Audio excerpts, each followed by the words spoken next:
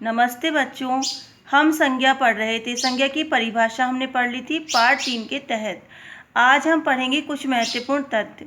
देखिए, तथ्य नंबर 1, भाववाचक संज्ञा प्राय एकवचन में प्रयोग की जाती है। तथ्य नंबर 2, कुछ जातिवाचक शब्दों का प्रयोग जब उपनाम के रूप में होता है तब भी व्यक्तिवाचक संज्ञा बन जाती है। जैसे नेताजी देश के महान क्रांतिकारी थे, तो नेताजी शब्द यहाँ सुभाष चंद्र बोस के लिए प्रयुक्त किया गया है, इसलिए यहाँ पर क्या है, ये व्यक्तिवाचक संज्ञा शब्द है। दूसरा है, बापूजी को कौन नहीं जानता, तो बापूजी शब्द यहाँ महात्मा गांधी जी के लिए प्रयोग किया गया है, इसलिए व्यक्तिवाचक संज्ञा है। जब जातिवाचक संज्ञा शब्द किसी विशेष व्यक्ति के लिए प्रयोग किया जाए तो वो व्यक्तिवाचक संज्ञा होता है। अब देखिए, भाववाचक संज्ञा बनाना। भाववाचक संज्ञा प्राय 5 प्रकार से बनाई जाती है। पहला है जातिवाचक संज्ञा से, दूसरा है सर्वनाम से, तीसरा है विशेषण से, चौथा क्रिया से और पांचवा है अवयव से। पहला है जातिवाचक संज्ञा से भाववाचक संज्ञा बनाना। बच्चा का बचपन, मित्र का मित्रता, डाकू का डकैती, युवा का यौवन, देव का देवत्व, व्यक्ति का व्यक्तित्व, विद्वान का विद्वता, मजदूर का मजदूरी, शिशु का शैशव, राष्ट्र का राष्ट्रीयता, कवि का कवित्व, बूढ़ा का बुढ़ापा, मनुष्य का मनुष्यता, बंधु का बंधुत्व, संस्कृति का संस्कार, नेता का नेतृत्व, स्त्री का स्त्रीत्व, सज्जन का सज्जनता। दूसरा है सर्वनाम से भाववाचक संज्ञा बनाना।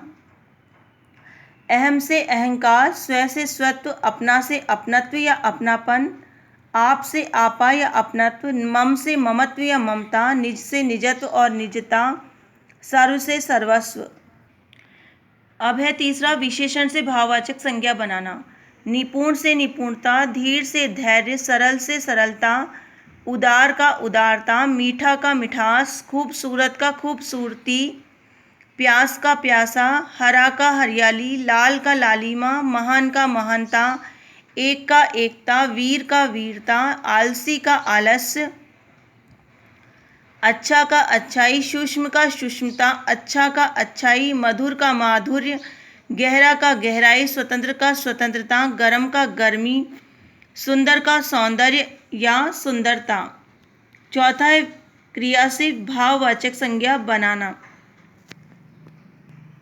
हंसना का हंसी, कमाना का कमाई, पूजना का पूजा, खेलना का खेल, चढ़ना का चढ़ाई, चुनना का चुनाव, धोना का धुलाई, उड़ना का उड़ान, बुनना का बुनाई, मिलाना का मिलावट, चलना का चाल, थकना का थकावट, बचाना का बचाव, जीतना का जीत, सिलना का सिलाई।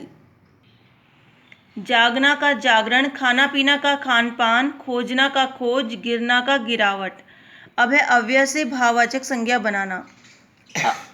बाहर का बाहरी, दूर का दूरी, नीचे का नीचाई, भीतर का भीतरी, शीघ्र का शीघ्रता, मना का मनाही, परस्पर का पारस्परिक और निकट का निकटता।